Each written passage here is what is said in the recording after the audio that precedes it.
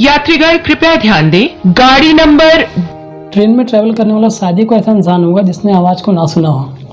हम छोटे से बड़े हो गए, लेकिन आज भी जब रेलवे स्टेशन जाते हैं तो ये आवाज़ हमारे कानों को अट्रैक्ट जरूर करती है। फिर चाहे वो कोई भी हो, रेलवे स्टेशन पर इस आवाज़ का बेसब्री से वेट करता है कि यह आवाज़ कब उनके कानों में आए, उनको पता चले कि उनकी ट्रेन आने वाली है।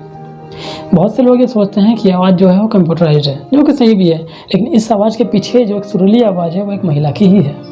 जी हाँ, रेलवे को यात्रीगण कृपया ध्यान दें कि आवाज़ देने वाली महिला अनाउंसर का नाम सरला चौधरी है, जो फिलहाल अभी रेलवे से रिटायर्ड हैं। 1982 में रेलवे में इनकी जॉब एक महिला अनाउंसर के तौर पर लगी थी। 1986 के बाद जब इनका प्रमोशन हुआ तो रेलवे ने इनकी आवाज़ को स्टैंड बाय मोड पर सेव कर लिया और 1991 से यह भारत के हर रेलवे स्टेशन पर इनकी आवाज़ सुनाई देने लगी। आज भी जब आप रेलवे स्टेशन जाओगे तो ये आवाज़ आपको अट्रैक्ट जरूर करेगी, लेकिन बहुत दुख के साथ ये कहना पड़ रहा है कि शायद आने वाले कुछ समय में हमें सरला चौधरी जी की आवाज़ रेलवे स्टेशनों पर सुनाई ना दे। जी हाँ, आप सही सुन रहे हो।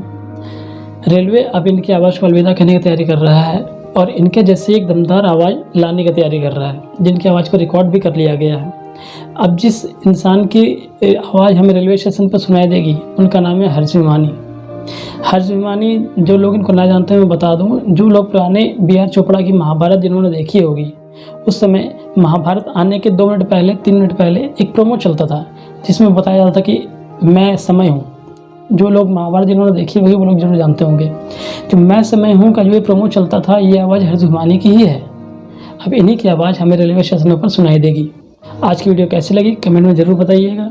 ऐसे ही मज़ेदार फैक्ट्स के लिए हमारे चैनल को लाइक करिए, सब्सक्राइब करिए। आज की वीडियो में इतना ही, मिलते हैं अगले वीडियो।